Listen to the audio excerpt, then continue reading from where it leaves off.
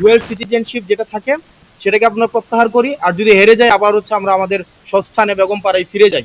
এই প্রবণতাটা কিন্তু আমাদের অনেকের মধ্যেই আছে। ঠিক এই দ্বৈত নাগরিকত্বের বিষয়ে এই কমিশনের সামনে যত লয়ার্স ছিলেন, আমাদের বিজ্ঞ আইনজীবীরা সবাই নিজেদের মধ্যে আলোচনা করছিলেন, কমিশনে সাবমিশন রাখছিলেন, সবাই একটা একাডেমিক সুন্দর ডিসকাশন করছিলেন। প্রত্যেকটা আইনজীবী তারা তাদের মতামত দিচ্ছিলেন এবং কমিশন সেগুলিকে গ্রহণ করছিলেন।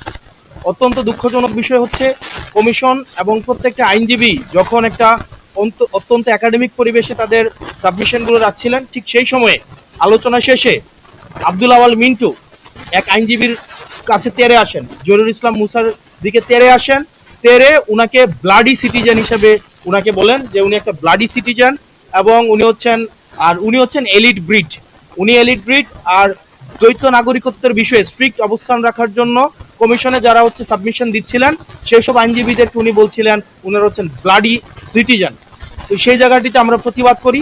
দেখা যায় সেখানে আব্দুল আওয়াল মিন্টু আইনজীবীদের উপরে তেরে আসেন, ভার্বালি অ্যাবিউজ করেন এবং দেখা যায় তাদেরকে বিভিন্ন গালাগালি করেন। আমি সেটিতে প্রতিবাদ করি এবং প্রতিবাদকালীন আব্দুল আওয়াল মিন্টু সাহেবের ছেলে জনাব তাবিত আওয়াল উনি ওনার বাবাকে কমিশন থেকে নিয়ে যান এবং এই বিষয়টি নিয়ে আমরা হচ্ছে কমিশনের দৃষ্টি আকর্ষণ করি যে কমিশনের ভিতরে দেখা যায় কিছু কিছু প্রার্থী আছে এভাবে আইনজীবীদের বিরুদ্ধে তেরে আসে, আবার কিছু কিছু প্রার্থী আছে যারা কমিশনের বাইরে অন্য প্রার্থীদেরকে পিটাতে থাকে।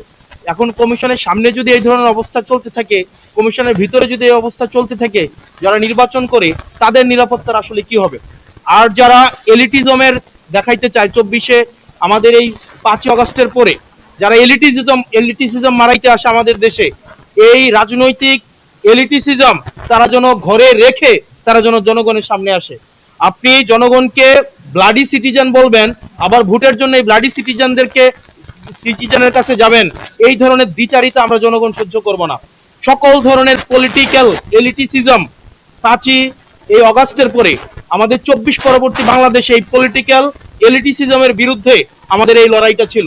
সুতরাং আব্দুল আওয়াল মিন্টুদের মতো যারা বিদেশে টাকা পাচার করে, যারা বিদেশে থাকে এবং যারা হচ্ছে মেনটেইন করে, অর্থাৎ আওয়ামী লীগের সাথে আত্মীয়তা করে বিভিন্ন বিজনেস করে, স্বরাষ্ট্র মন্ত্রণালয়ে নিজের ওই পরিবারের বিভিন্ন বিজনেস টিকায় রাখে, শেখ রাহানার সাথে যারা বিজনেস করে, এই তাদের পলিটিক্যাল এলিটিসিজম যখন মারাইতে আসবে, আমাদের এই সিভিলিয়ানদেরকে যখন বলবে আমরা হচ্ছে ব্লাডি সিটিজেন, সেটা হচ্ছে প্রত্যেকটা নাগরিককে, প্রত্যেকটা যারা ভোটার রয়েছে তাদের প্রত্যেকের মানহানি করে।